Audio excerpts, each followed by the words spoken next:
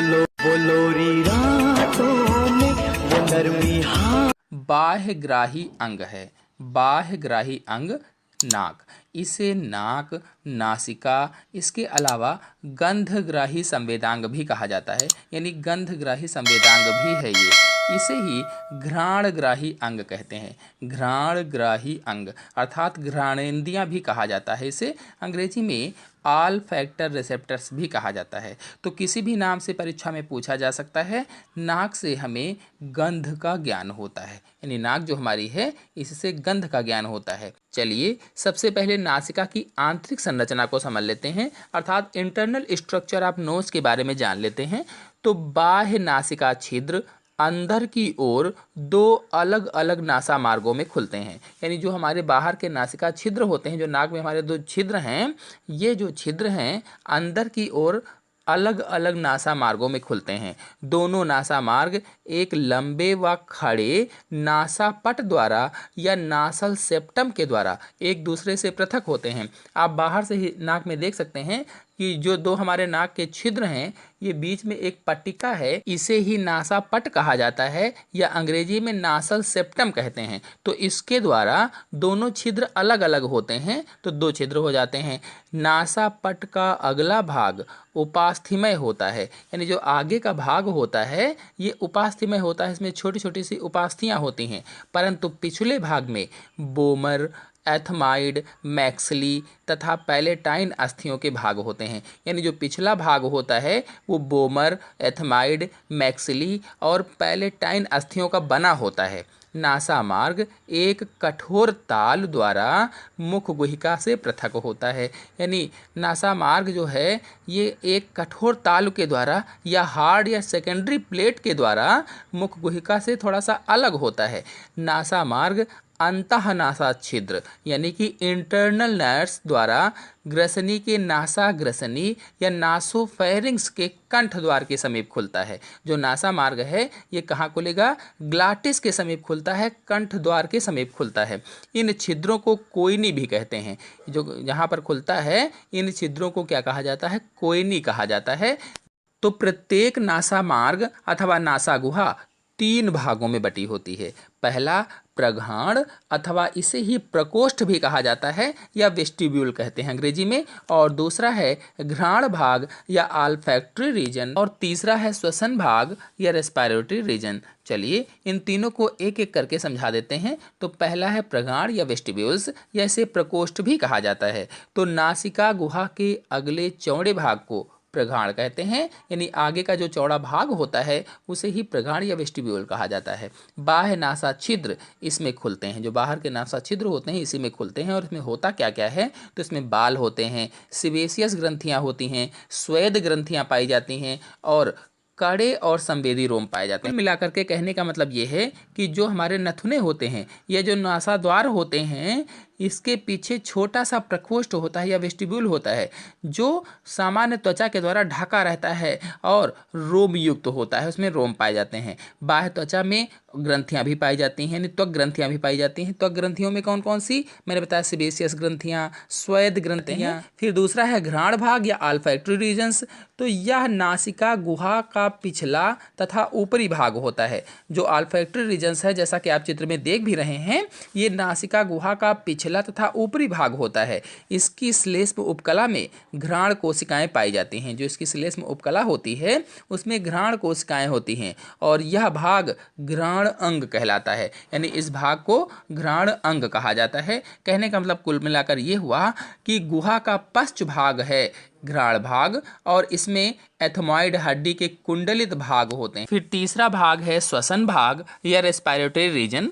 तो यह नासिका गुहा का निचला भाग होता है। जो रेस्पिरेटरी रीजन होता है नीचे का भाग है। नासिका गुहा की पार्श्व दीवार से 3 टर्बाइनल अस्थियां या कहा जाए तो सर्पिल अस्थियां नासा गुहा में उभरी रहती हैं। हिंदी में सर्पिल अस्थियां और अंग्रेजी में टर्बाइनल अस्थियां कहा जाता है।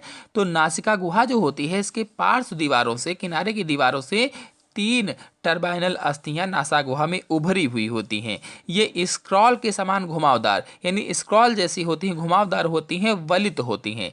इन वलनों में पर श्लेष्म उपकला या म्यूकस मेम्ब्रेन का एक महीन आवरण होता है, यानी जो युवलन पाए जाते हैं इस पे श्लेष्म उपकला का या म्यूकस मेम्ब्रेन का एक महीन सा आवरण पाया जाता है, खोल पाया जाता है। इसकी कोशिकाएं रोम युक्त होती हैं, यानी जो इसकी सेल्स होती हैं वो सीलिएटेड होती हैं, रोम युक्त होती हैं और म्यूकस का स्राव करती रहती हैं, म्यूकस उसमें से निकलता रहता है जो नासिका गुहा को नम रखता है, यानी जो नासिका गुहा को मुलायम बनाए रखता है, नमी उसमें बनाए रखता है। या इन अस्थियों के फोल्ड्स के बीच संकरे व घुमावदार वायु पथ बने होते हैं, जैसा कि आप चित्र में देख रहे हैं। इन अस्थियों के वलनों के बीच में सकरे व घुमावदार वायु पथ बने हुए हैं, वायु के रास्ते बने हुए हैं। इन्हें संखिकाएं कहा जाता है, जो वायु के रास्ते हैं इन्हें संखिकाएं कहते हैं या मिएटाई कहा जाता है। तो इनके तीनों समूह के ऊपर से नीचे की ओर क्रमशः, यानी अगर ऊपर से चलें तो नीचे की ओर क्या क्या नाम होंगे? ऊर्ध्ववर्ती या सुपीरियर कहा जाता है इसे, ये है मध्यवर्ती या मिडिल कहा जाता है इसे, और ये है अधोवर्ती या इंफीरियर संखिकाएं कहा जाता है। तो संखिकाएं तीन हो गई, ऊपर से नीचे की ओर, यानी क्रमशः क्या हुई? ऊर्ध्ववर्ती, मध्यवर्ती और अधोवर्ती, सुपीरियर, मिडिल और इंफीरियर कहा जाता है। इनका कार्य क्या होता है संखिकाओं का, समझ लेते हैं जल्दी से संक्षिप्त रूप में। तो पहला कार्य है अंतर्ग्रहित वायु का उष्मायन करना। कहने का मतलब ये है कि जो हमारे अंदर वायु गई है, वायु संखिकाओं के चक्करदार रास्ते में धीरे धीरे करके गुजरती है। जो चक्करदार रास्ते हैं इनमें वायु धीरे धीरे करके गुजरती है, इससे श्लेष्मी उपकला के स्राव से यह नम हो जाती है। यानी अब वहाँ नाक के अंदर क्या है कि श्लेष्म उपकला से स्राव होता रहता है, जिसके कारण जो वायु गई है ये नम हो जाती है, नमी आ जाती है इसमें, और इसका तापक्रम भी शरीर के तापक्रम में आ जाता है। यानी जो वायु गई अंदर उसका ताप भी शरीर के ताप के बराबर हो जाता है। और दूसरा कार्य क्या है? धूल के कणों का निरोध करना, यानी प्रिवेंशन ऑफ डस्ट पार्टिकल्स होता है। तो श्वसन में ग्रहण की गई जो वायुमंडलीय वायु है, ये वायु के धूल के कण, वायरस, बीजाणु या बैक्टीरिया जो होते हैं ये श्लेष्म कला द्वारा श्लेष्म में फंस कर रुक जाते हैं। अब यहाँ पर स्राव होता रहता है तो इसी में वो फंस करके जो जीवाणु हैं, सूक्ष्म जीव हैं, वो यहीं पर रुक जाते हैं।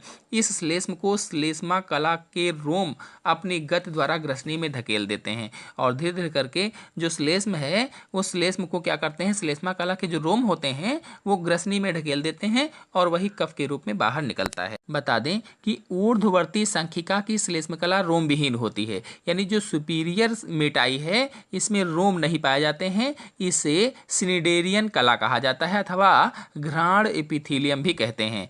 और मध्यवर्ती तथा अधोवर्ती संखिकाओं की जो श्लेष्म कलाएं हैं इसमें रोम पाए जाते हैं, रोम होते हैं, इसे श्वसन एपिथीलियम कहा जाता है। यानी इन दोनों को मिलाकर के श्वसन एपिथीलियम कहते हैं। और इसमें गबलेट कोशिकाएं अधिक संख्या में पाई जाती हैं। जो गबलेट कोशिकाएं होती हैं वो अधिक संख्या में होती हैं। इसके नीचे बहुकोशिकीय श्लेष्म ग्रंथियां भी पाई जाती हैं, यानी बहुकोशिकीय जो श्लेष्म ग्रंथियां हैं वो भी इसमें होती हैं। इसमें रुधिर कोशिकाओं का जाल भी होता है और श्वसन पथ में कुछ मात्रा में गैसों का आदान प्रदान भी यहीं से होता रहता है। तो ये हो जाएंगे इनके कार्य, यानी जो संखिकाएं हैं, जो मेटाई हैं, इनके ये कार्य हो जाएंगे। तो कुल मिलाकर के ये हुई नासिका अथवा नोज की संरचना। चलिए अब इसकी क्रियाविधि को समझ लेते हैं, अर्थात वर्किंग ऑफ नोज के बारे में जान लेते हैं। तो घ्राणग्राही वायु में स्थित जल व लिपिड में घुलने वाले वाष्पशील पदार्थों के प्रति संवेदी होते हैं। जो घ्राणग्राही होते हैं ये वायु में स्थित जो जल होता है, जो वाष्प होती है, और जो लिपिड होते हैं उसमें घुलने वाले वाष्पशील पदार्थों के प्रति संवेदी होते हैं, ग्राही होते हैं। गंध युक्त वायु जब नासा मार्गों में से गुजरती है, यानी जो गंध वाली वायु है, जो वायुमंडल से वायु हम अपने श्वास के द्वारा लेते हैं अंदर, नासल पैसे से जब गुजरती है तो घ्राणग्राही कोशिकाओं की सतह गंध के अणुओं से उत्तेजित हो जाती है। यानी घ्राणग्राही जो कोशिकाएं होती हैं इनकी जो सतह है वहाँ गंध के अणुओं से उत्तेजित हो जाती है और इन आवेगों को घ्राण तंत्रिका मस्तिष्क में पहुंचाती है। इस प्रकार से अल्फैक्टरी नर्व के द्वारा मस्तिष्क में पहुंचती है और हमें पता चल जाता है कि किस चीज़ की गंध है। यहीं पर बताते चलें कि एक ही प्रकार की गंध के अधिक देर तक रहने पर उस गंध के प्रति संवेदनाएं कम हो जाती हैं। यानी अगर एक ही प्रकार की गंध के पास में हम बैठे हुए हैं या हमारे पास कोई ऐसी गंध है जो हमेशा बनी रहती है तो उस गंध के प्रति संवेदनाएं जो होती हैं वो कम होती जाती हैं। तथा अंत में बिल्कुल ही समाप्त हो जाती हैं और धीरे धीरे करके वो समाप्त हो जाती हैं। तो इस क्रिया को या इसे घ्राण अनुकूलन भी कहा जाता है, यानी ऑल्फैक्टरी एडाप्टेशन कहा जाता है। क्योंकि हम उस गंध के प्रति अनुकूलित हो गए हैं, इसलिए उस गंध या वो स्मेल हमें आना बंद हो जाती है। फिर स्वाद की भूमिका क्या होती है ये जान लेते हैं। रोल इन टेस्ट के बारे में समझ लेते हैं। तो विभिन्न स्वाद वाले खाद्य पदार्थों का ज्ञान भी घ्राणग्राहियों के द्वारा ही होता है, यानी जो अलग अलग स्वाद वाले खाद्य पदार्थ हम खाते हैं उनका स्वाद भी घ्राणग्राहियों के द्वारा ही किया जाता है। जुकाम के समय नासापथों के एपिथेलियम सूज जाते हैं। जब हमें जुकाम होता है तो जो नासापथ होते हैं उनका एपिथेलियम सूज जाता है, उसमें सूजन आ जाती है, और जब सूज जाता है तो जो घ्राणग्राही गंध की संवेदनाएं होती हैं वो ग्रहण नहीं कर पाते हैं ये।